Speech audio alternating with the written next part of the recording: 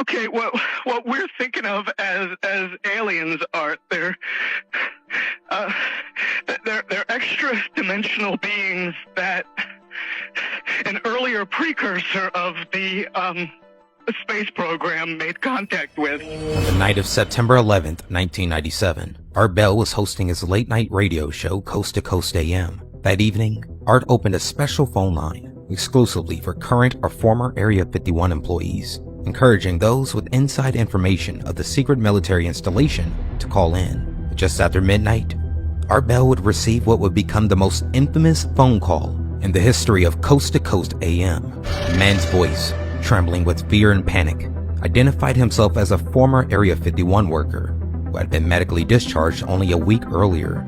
The caller claimed that the so-called aliens were actually extra-dimensional beings secretly contacted years ago.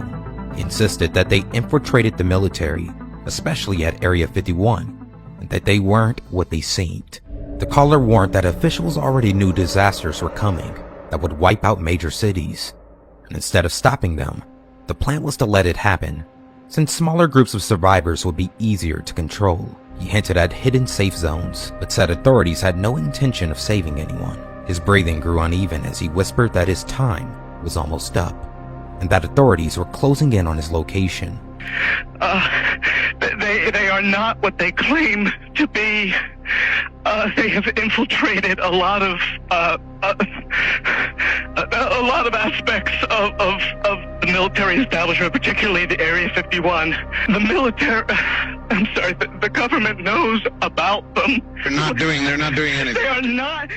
Just as the caller reached the climax of his desperate warning, something unprecedented happened.